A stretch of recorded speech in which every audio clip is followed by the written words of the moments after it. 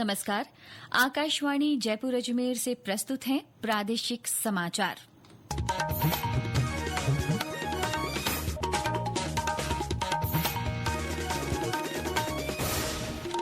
समाचारों के साथ मैं माधुरी वशिष्ठ।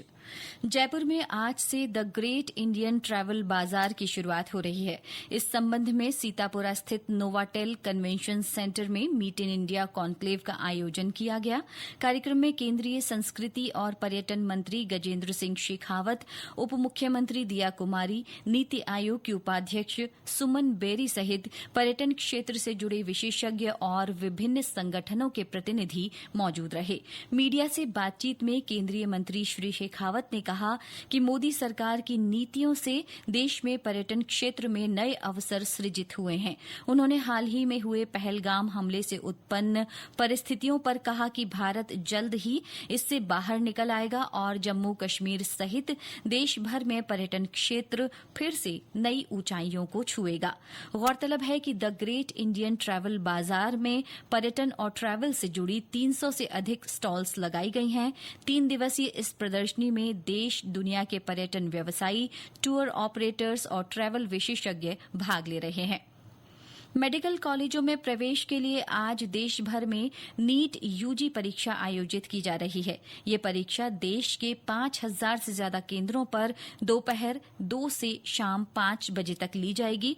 इसके अलावा विदेशों में भी परीक्षा के लिए 13 शहरों में केंद्र बनाए गए हैं। राष्ट्रीय परीक्षा एजेंसी एनटीए के अनुसार परीक्षा के लिए 22 लाख से अधिक विद्यार्थियों ने पंजीकरण कराया है। एनटीए ने विद्यार्थियों से परीक्षा से संबंधित भ्रामक सूचना पर ध्यान नहीं देने और एनटीए की वेबसाइट पर उपलब्ध सूचना पर ही भरोसा करने की अपील की है। इधर प्रदेश में परीक्षा को निष्पक्ष और पारदर्शी बनाए रखने के लिए व्यापक इंतजाम किए गए हैं। राजस्थान सार्वजनिक परीक्षा अधिनियम के तहत परीक्षा में नकल और अनुचित साधनों के प्रयोग को रोकने और गाइडलाइन की पालना के लिए विशेष टीमें गठित की गई हैं। परीक्षार्थियों से ठगी रोकने और उनकी सुविधा के लिए पुलिस की विशेष टीमें तैनात की गई हैं।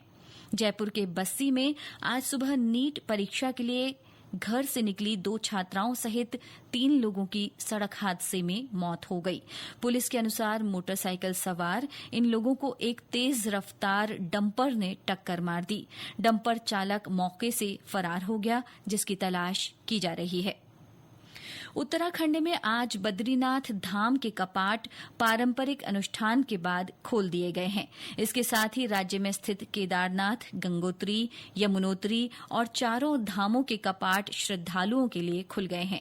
चमोली जिले में सुबह भगवान उद्धव और गरुड़ की उत्सव डोली और आदि गुरु शंकराचार्य की गद्दी की पूजा अर्चना की गई।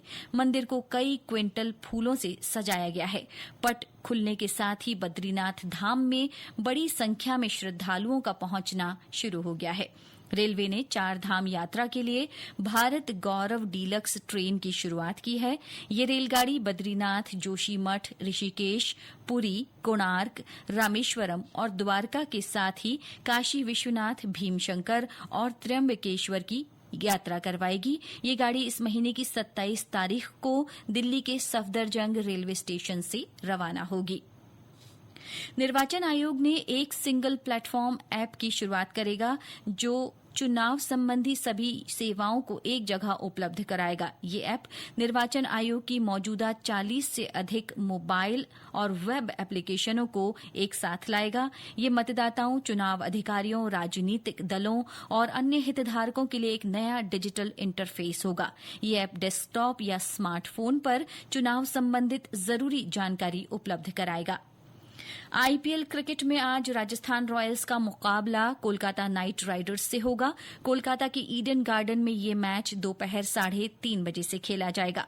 कोलकाता 10 मैचों में से 9 अंकों के साथ तालिका में 7वें स्थान पर है, जबकि राजस्थान रॉयल्स 11 मैचों में 6 अंकों के साथ 8वें नंबर पर है।